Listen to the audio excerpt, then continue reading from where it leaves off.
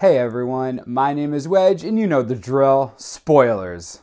In one of the articles released this morning on Daily MTG, we were given a cycle of 5 uncommons, one for each color. Each of these creatures has the inspired mechanic. In addition to untapping to trigger the ability, each one lets you pay 2 colorless and 1 of its color. If you do, you get some enchantment creature tokens. Let's highlight each one so you know what I'm talking about. First, we have God-Favored General. 2 mana for a 1/1 and its inspired ability. If you pay 4, it creates 2 1/1 white soldier enchantment creature tokens.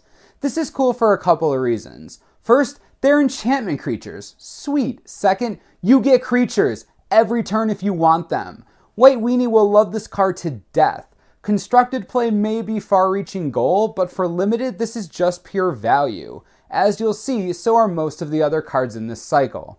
In blue, we have Airy Worshipers. This human is 4 mana and a 2/4. Pretty beefy. Her inspired ability lets you pay for a 2/2 blue bird enchantment creature token with flying that you put onto the battlefield.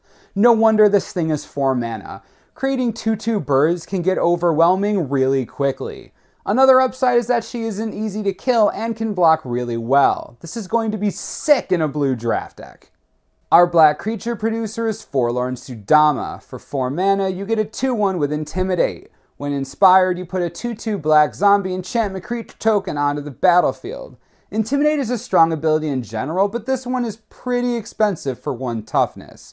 2/2 black zombies have been around forever, and while I like the flavor here, I think the cost might be a little too high to be held at the same power level as the General and Worshippers. Next, we have Satyr Nixsmith, 2 colorless and 1 red for a 2/1 with haste. His trigger lets you pay for a 3/1 elemental enchantment token also with haste. I like this a lot. The Satyr has haste, the elementals have haste. This is just extra gas for an aggressive red strategy. Pumping out 3/1s with haste every turn can get insane if it isn't stopped. This seems to be the most in-your-face card of this cycle, and I like that. This basically sums up what red is as a color. Our last creature in the cycle is the green Ferrous Band Raiders. For a whopping 6 mana, you get a 5/5 Centaur. If you pay for the Inspired trigger, it puts a 3/3 green Centaur enchantment token onto the battlefield. This card screams late game bomb and limited. 6 mana is unattractive at first sight, but he is a 5/5 by himself, and he creates 3/3s for 3 potentially every turn. If you can hold out for this guy to start getting activations off, it'll be hard for anything to stand up to an army of 3/3 centaurs. That's a lot of man horses. Now that we have that cycle done with, it's time for something gigantic. Champion of Stray Souls is a 6 mana 4/4 mythic skeleton warrior. If you pay 5 mana, tap it, and sacrifice X other creatures, you can return X target creature cards from your graveyard to the battlefield. What? This card is great for Commander, Casual, Draft, Sealed, and even my own personal favorite format, Strip Two-Headed Giant. This first ability is really nuts when you think about it. Once you get to the later parts of any limited game, there are bound to be creatures you want to bring back. There are also bound to be creatures on your battlefield you don't want anymore. I mean, just imagine being able to sacrifice a filler creature like a Fleshmad Steed and get back Mogus or Aberrant Overlord. Just so good. I love this first ability. The second one costs 7, and you put the champion on top of your library from your graveyard. This is sweet and limited if you've run out of things to do and have the extra mana. At least this way you can ensure you have a decent body on the battlefield. His first ability is so strong that having a second one that allows you to get him back is great synergy-wise. Very cool card. Because black needed more ways to destroy aggressive strategies and mono blue devotion, here's Drown in Sorrow. 1 colorless and 2 black for a sorcery speed infest spell. All creatures get -2/-2 until end of turn, and you scry 1. You might as well slap anyone you play this against. I can see exactly how this is going to go. I'll play, Master of Waves? Oh, okay, good move, man. Drown in Sorrow.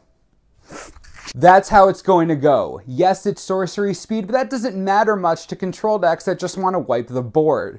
Considering blue-white humans and other aggressive strategies might make a resurgence, this card is a lot better than people think. Moving right along, our next spoiler is Mindreaver, 2 blue mana for a 2/1 human wizard. Whenever you cast a spell that targets him, exile the top 3 cards of target player's library. You can pay 2 blue and sacrifice him to counter target spell with the same name as a card exiled with him. This guy's weird. The heroic ability is pretty unique to begin with. The fact that it exiles the cards is really strong overall. Mill decks have been tried over and over again these past few years without much success aside from Nephalia Drownyard literally doing everything. Mindreaver is a card that will either be broken as a control card in Constructed or the next Melita Charlatan. We just don't know yet.